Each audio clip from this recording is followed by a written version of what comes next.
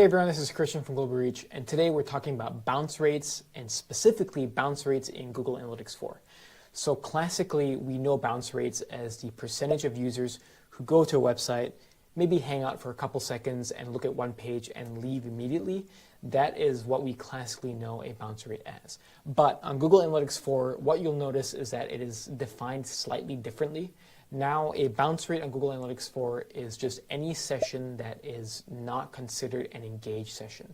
So let's break this down a little further.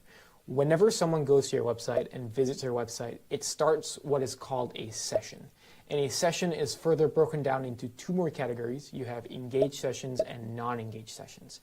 So the thing that classifies an engaged session is if it meets one of the three categories or three criterias. The three criterias are that it lasts more than 10 seconds, there is more than one page view, and if a key event is triggered. If it meets any of those three categories, it will be considered an engaged session. If it does not meet those three categories, it will be considered a non-engaged session. So Google Analytics 4 basically classifies non-engaged sessions as bounce rates. So that's how it's slightly different. And what you'll notice is that when you go in Google Analytics, you'll notice that bounce rates are not super easy to find anymore. So what we're going to do is we're going to jump over into GA4 and talk about how to find bounce rates and how to use it in a recommended way. So let's jump over to our Google Analytics 4 property. Okay, welcome to our Google Analytics 4 property. This is our home page. What you want to do with bounce rates is that bounce rates are typically going to be most valuable when you're looking at pages on your website. So I'm going to navigate to the report section, and I am going to look for the pages and screens report, which I can find under engagement and under pages and screens. And what we have here is we have our pages over here and we have our metrics.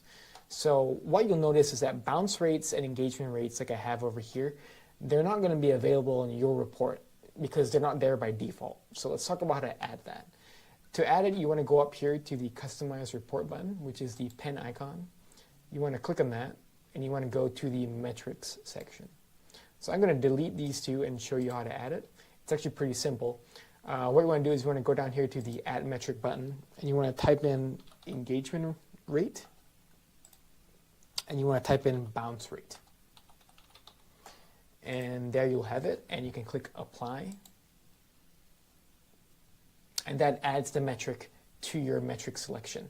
So what you can do is you can just add it there, just look at it, or you can save your report and save changes to current report and click on Save. And this will ensure that the bounce rate and engagement rate is there anytime you want to look at it. So as you can see here, we have our engagement rate and our bounce rate for each page on our website. What you'll notice is that, like I mentioned earlier, each session is divided into two categories of being an engaged session and a non-engaged session. So you'll notice that the bounce rate and the engagement rate added together is 100%. So it really is as simple as breaking it down into engaged sessions and non-engaged sessions. So this is slightly different than what it used to be on Universal Analytics and earlier, but this is how Google Analytics does it. Whenever you're looking at your different pages, I would recommend looking at your engagement rate and your bounce rate just to have a more complete picture and a more comprehensive idea of the engagement on your website. So that is how you configure the engagement rate and the bounce rate. There is one more tip I want to share, and that is because the criteria for an engagement rate or an engaged session is to be on the website for more than 10 seconds, some users and some organizations may find that a little bit generous and a little bit short. So what you can do is you can increase your threshold from being more than 10 seconds.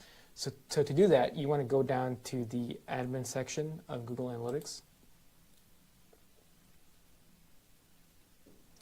And what you'll see is you'll see this section here called Data Collection and Modification. You want to click on Data Streams. And you want to go to Global Reach or whichever data stream you have, and you want to go down here to Configure Tag Settings.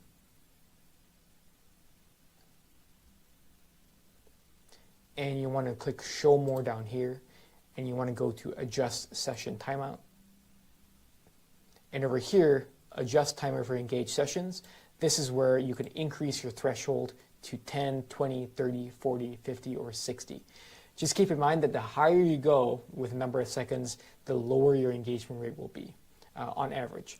So just keep that in mind when you're doing this, but just know that the option is there for you to do that if you want to do it. So I hope this tutorial was helpful. I hope you now understand bounce rates and engagement rates in GA4. If you found this helpful, feel free to watch any of the other tutorials on our page.